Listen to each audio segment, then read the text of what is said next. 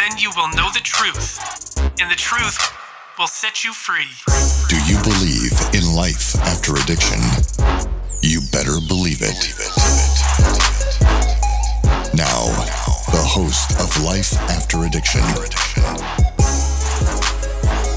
All right, so this week we're picking up where we left off last week. This is our part 2 of the interview with Jared Flash Gordon, the UFC fighter. Man, he is going to end this thing with really being transparent, opening up with how he's been feeling and how he's dealing with it after the 2 losses like we talked about in the first episode. If you haven't seen the first episode yet, press pause, go watch last week's episode, and then come back, man. You guys are in for a treat. God bless. And I just looked to God. I prayed and, I worked hard. And a year later, I got signed to UFC. Wow.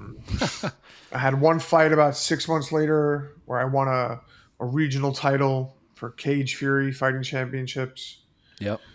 2 weeks later, I took a short notice fight. I won that. And then a year later, I fought on Dana White's Looking for a Fight show. And I fought Bill Algeo, who's also in the UFC now. I won the fight, and Dana signed me that night. Wow. And, it's been about 6.5 years since then. And, there's been a lot of ups and downs. But I've stayed sober, and I still do this as much as to the best of my ability. Now my problems are very first world and may sound petty to some, but they're still my problems. Sure. Like these last couple months have been very weird for me. Yeah. These last 2 weeks have been miserable. I've been miserable these last 2 weeks. I prepared really well for Bobby. Yeah. You did. Coming off this thing with Patty. You look really good against Bobby, man. I think I won, but I lost. Yeah. And then I'm beating Bobby, and all of a sudden I'm like, I wake up and the fight's over. I'm like, what happened? The flying headbutt. That's what. You got headbutt. And I'm like, oh. The flying headbutt. And then I watched the replay, and I'm like, I had to go to the hospital. They wanted to take a CT scan, and I had scratched the cornea of my eye pretty bad. I saw that. So I was, they were checking my eye out, and it was really annoying and frustrating. And it's like, I do all these things for God, and then it doesn't work out the way I want it to, or the way I think it's supposed to. Yeah. And, I'm a sore loser, man. I'm a sore loser. And for me, it feels like I lost both these fights.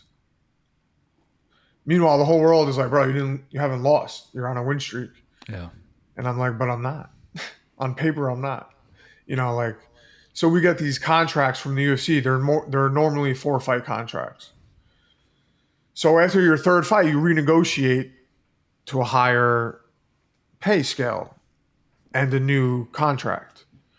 So I should be, or I could be 3-0 on this contract, but now I'm 1-1-0-1.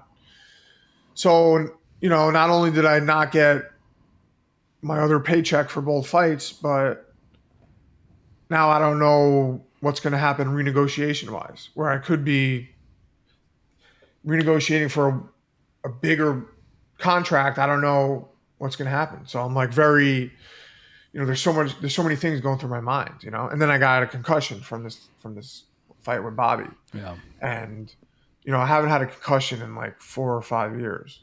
And that's something obviously you want to stay away from as a fighter. Yeah. So I was like, man, I've been, I'm healthy. And then this happens, and I'm like, I got to take time off. I can't spar. I got to take it easy. So my days are slow and boring because I'm like, I'm able to wrestle now. I wrestled for the first time yesterday since the fight. I've been training. Good. I've been doing, cardio and lifting weights and stuff, but I want to get in there. I want to spar. I want to wrestle and grapple hard, and I want to get punched at, and I want to punch my teammates, and I want to train.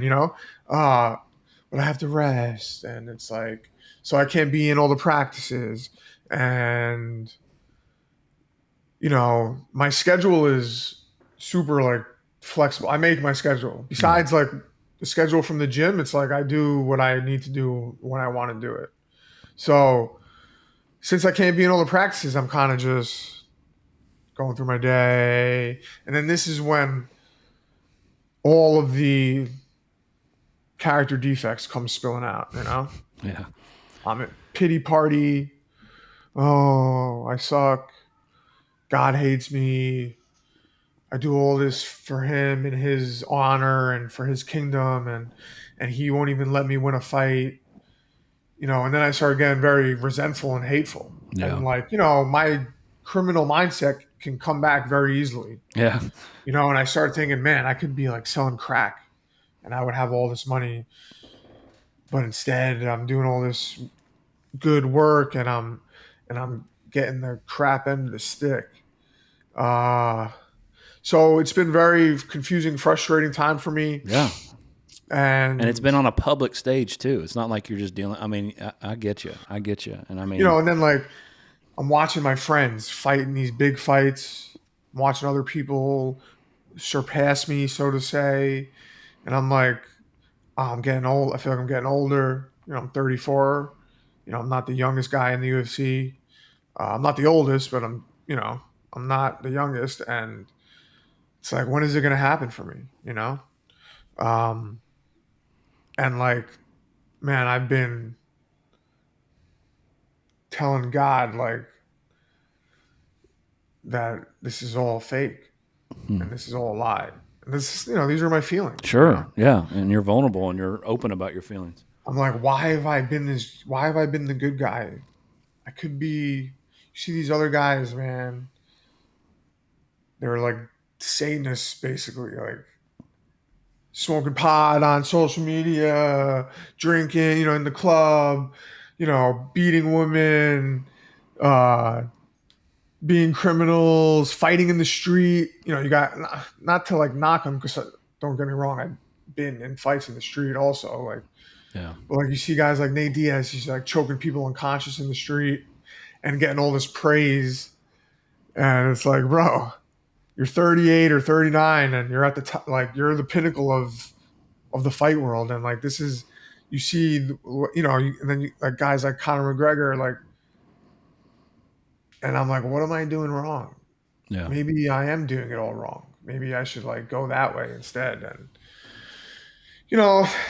thank God I have my wife and friends that are sober and they know the deal and, they keep me on track, and I've been trying my hardest. I'm going to meetings, speaking at meetings and, doing stuff like this, sharing my testimony. And, it brings me back to where I'm supposed to be and trying to have God centered in my life. And, but it gets hard, obviously. Yeah.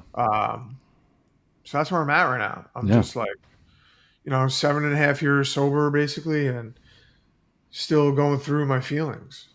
And, just like.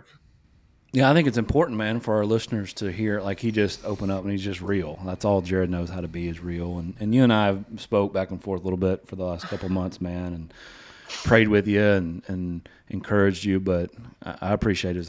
I mean, if he's going to put a mask on, then how are our listeners going to relate? Because I feel the same thing sometimes. Mm-hmm. I mean, I remember going through things and, God, I'm a pastor. Yeah. And I'm serving you, and this is what I get. This is what you do. And then, I mean, immediately, and I feel like your mindset, even back when that detox day, it was 5 foot of snow, I can't go anywhere, but you made yourself go to the reality too. You're like, man, I had some sweats on, I had a full belly of food. And so you're reminding these things. And I don't know, Jared, man, I just, only thing I can encourage you with is your reward is in heaven. You're not doing this, you're doing these things to bring God glory. And a lot of the people that you mentioned, well, we'll leave it at that. I think their reward is here. And man, everything you own on this planet will be in a yard sale or the wasteland at some point, right? Everything I own will be in the dump or in a yard sale at some point. But man, crowns in heaven that you lay at the feet of Christ. And I think I texted you about this too, man. Just what you've been doing, the encouragement that you do, that you'll never know. You might not ever know any of it, right? But man, I think you do know, because you probably had to hire someone to help you with your Instagram because of the people reaching out that are struggling. But yeah, man, I think you're in your prime, to be honest. I think 34, scientifically 32, 34 is probably in fight game is probably the prime, because your head's catching up with your body. And then, as it gets towards the mid to end of the 30s, you probably start declining. But man, after that fight I think you're in your prime, man. I think the enemy's coming at you to try to get you to quit. Because of the platform that you're using unapologetically. That's not normal in the sport that you see. I think there's a few guys. I think Dariush, is pretty open about his faith and things like that, but he doesn't have your testimony. But man, yeah, stay encouraged. Don't let the enemy steal your joy. God says that all things work for the good of those who love him and are called according to his purpose. It doesn't mean that all things are good. The stupidness of the last fight, that wasn't good, but it can work for the good, right? Yeah, man, and I appreciate you opening it up. I think that's what's so cool about people. We have a saying that we feel God's given us, and it's from the rooms of recovery comes the revival of a nation. And man, this nation needs a revival for the things you mentioned. But the reason that I believe that is because I see in the Word of God, the heroes of our faith, God's clear to show us our junk. And I think people in recovery don't give a rip what people think anymore. He just was so vulnerable, open about, hey, here's where I'm at. Because he doesn't care about what people think anymore. He's been in the pit. He's been a secondary citizen, right? I've been a secondary citizen. A lot of your story really relates, man. I mean, I know for him too. He's woke up in the hospital from an overdose. I remember a lot of your story really relates, man. I appreciate you opening it up. Yeah, and you kind of answered some of the things I was going to ask as you were talking, but I was just thinking, like, since you found the Lord, thinking back on your career specifically, do you feel like the Lord has drawn you closer to him through your profession? And if so, like in what ways and how so? Because just even hearing you talk, you may not realize it, but like I would imagine you're praying more, you're talking to him more, you're seeking his face more. And so those are all spiritual victories in the spiritual realm of things, although it may not seem like they're victories because you don't win a fight. If it's drawing you closer to the Lord, praise God for that, Yeah, exactly. I mean, there's more downs than ups in my game. Yeah. So I have no option but to rely on him and seek him. And, the things that I've seen over the last 7.5 years, the tragedies, a lot of bad things have happened. In those times, it has nothing to do with fighting, but in those times, we have to rely on him also. And my wife's a Christian and she's gone through things, and together as a family or a couple, we have to seek him. And, but yeah, fighting has definitely shown me that I got to be faithful, and that the good that I've done and the hard work that I put in will pay off. And, God is directing and guiding me through it all. So, and I found God because of AA, that's how it was presented to me. So I know that if he could bring me back from that, like we were just saying, like I was satisfied wearing a pair of sweatpants and just having a full belly of food. That's not something I have to worry about now. Yeah. It's like, how am I going to eat? Where am I going to sleep tonight? Like, so, but it's easy to forget those times. Yeah. Where, when I finally got some food in my belly that I was like, oh, thank you, Lord. Like, now I'm like, dude, when am I going to get $1 million in cash? Yeah. Yeah. The bar keeps moving. Huh? Yeah. Yeah. My standards have have gone up, and it sounds so ridiculous, but it's just what happens now, Yeah. And no, I'm not I don't have liquid cash like that, but I do own a home. This room that I'm in I own this. Like, I have a car, I have a dog that I can care for. I'm married. We have all the things that we think we need, all the nice stuff and the clothes and, all the shiny, glittery stuff that you look at and think that you need or want. And then you realize when you get it, you're like, it's like buying a new pair of sneakers for me. I have a new pair of sneakers on and I'm like, yo, don't step on my sneakers. Yeah. And then like 3 weeks later, I'm like, yo, these sneakers suck. Yeah. I need a new pair of sneakers. We bought like a $2,000 like flat screen TV like a while back. And then I remember like sitting on the couch and I'm like, I hate this TV. You've talked about that before, man. That exact Because example. it didn't have it's like a smart TV. It has every app on it besides the ESPN Plus app. Oh gosh. And I'm like, yo, I bought a 2000. It doesn't even. I spent all this money. I hate this TV. And I'm thinking I gotta go get a new one. And I'm like, wow, like who am I? Yeah. The thing is beautiful. It's a beautiful TV. It's amazing looking. Like the picture can't get any nicer. But because the ESPN Plus app isn't on there, I'm like angry. Yeah. So, yeah, I mean, things have changed only for the better for me. The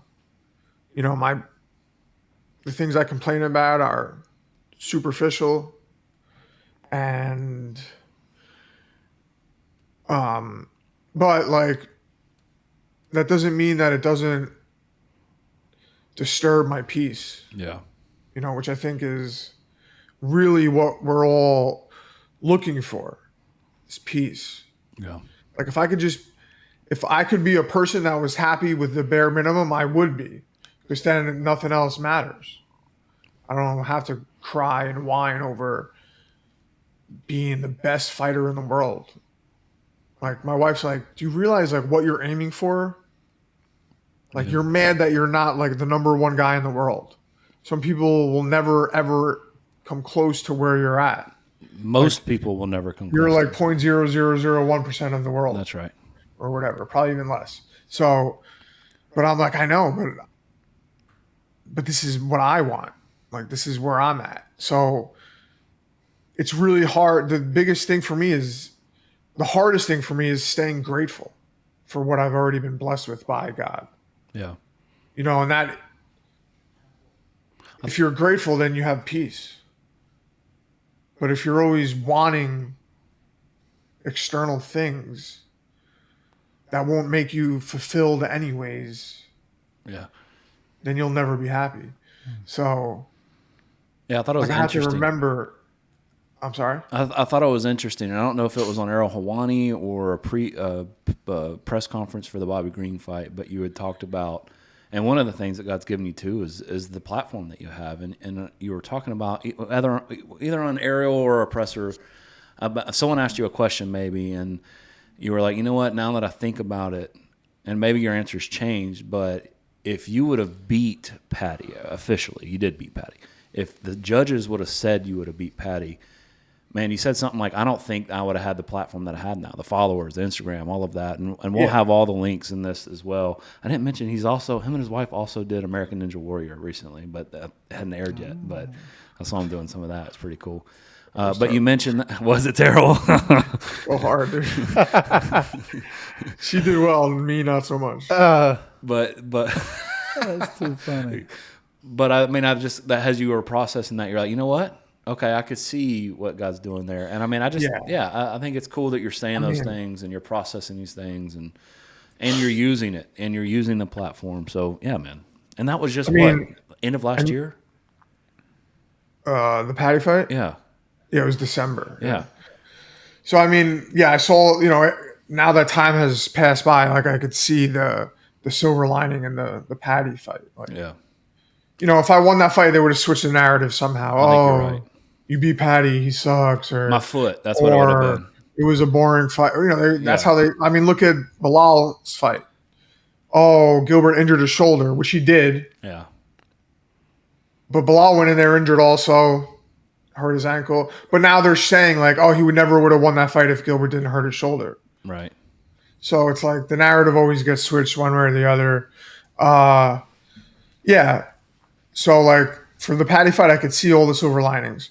for this Bobby fight, like it's only been, you know, two and a half weeks. So yeah.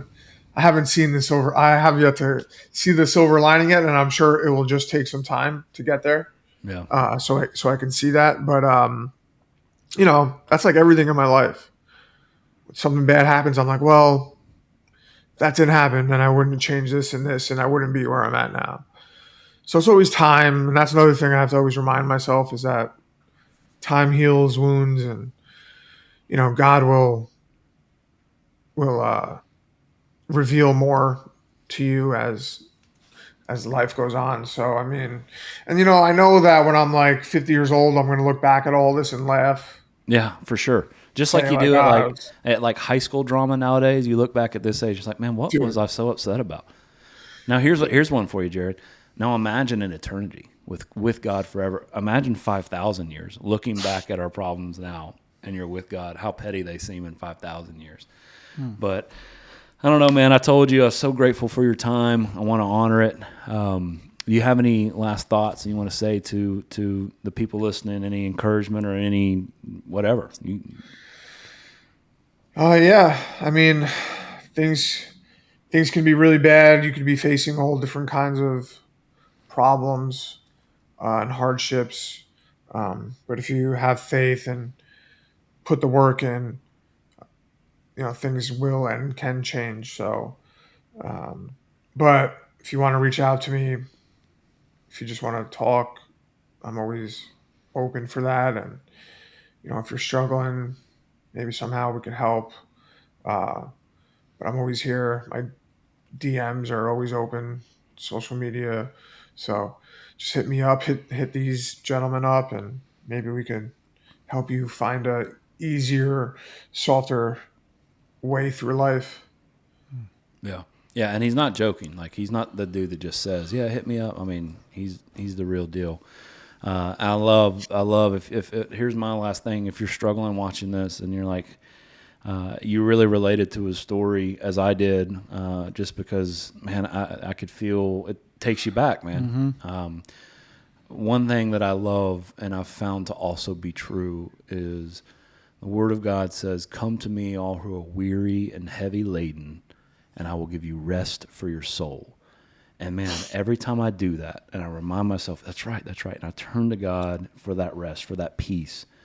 Man, it reminds me, I'm humbled. I'm reminded that this stuff is like high school 20 years or 30 years ago, whatever it was. I'm not that old, I guess 20 years ago. But yeah, man. So here it is. You ready? From overdoses, from the terrible experiences, the evil things that happened to him, to in jail, to end the detox, to now being in the greatest fight, one of the greatest fighters on the planet. That's life after addiction, baby, and you better believe it. Let's go. Come on.